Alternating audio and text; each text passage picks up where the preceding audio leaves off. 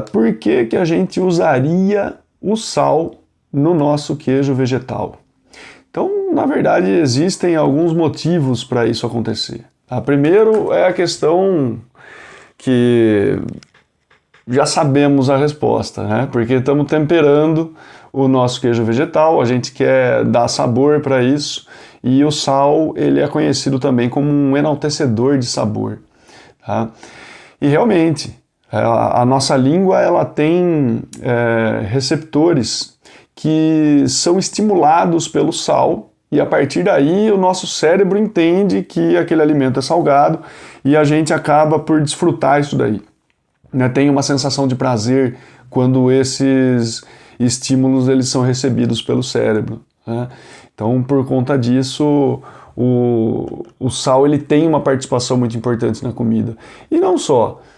Muitas vezes, não sei se vocês já perceberam, mas quando a gente come alguma coisa salgada, a gente vai ter um estímulo maior no processo de salivação. Né? Ou até mesmo, se quiser ter essa experiência potencializada, é só pegar uma pitada de sal e colocar na boca e você rapidamente vai perceber essa sensação de salivação acontecer. E isso é interessante também na questão da alimentação, porque quando a gente tem uma salivação um pouco maior, o que vai acontecer com aquela comida que está na nossa boca? Ela vai ser inundada com mais água, né? Vamos colocar entre aspas aí, sendo a água a nossa saliva. Então a gente começa a ter uma maior disponibilidade de meio líquido para que alguns compostos que estejam na comida sejam diluídos. E quando eles são diluídos assim, a absorção deles pelo nosso corpo vai ser muito mais fácil.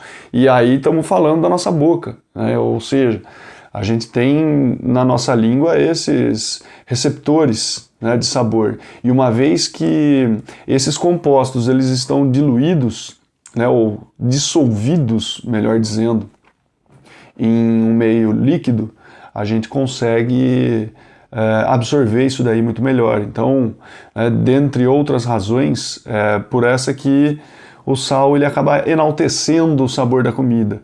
Muitas vezes a gente até ouve isso em relação à culinária, de que o interessante é a gente colocar o sal na medida em que enalteça os sabores, né, e não que fique realmente salgado, justamente para dar esse toque. Tá? Então, no nosso queijo vegetal, ele entra por conta do sabor também, para enaltecer os sabores que estão já colocados ali, seja porque você utilizou alguns saborizantes, ou porque você tem um queijo vegetal fermentado, né, e esses compostos produzidos pelas bactérias, eles vão ser enaltecidos pelo sal também.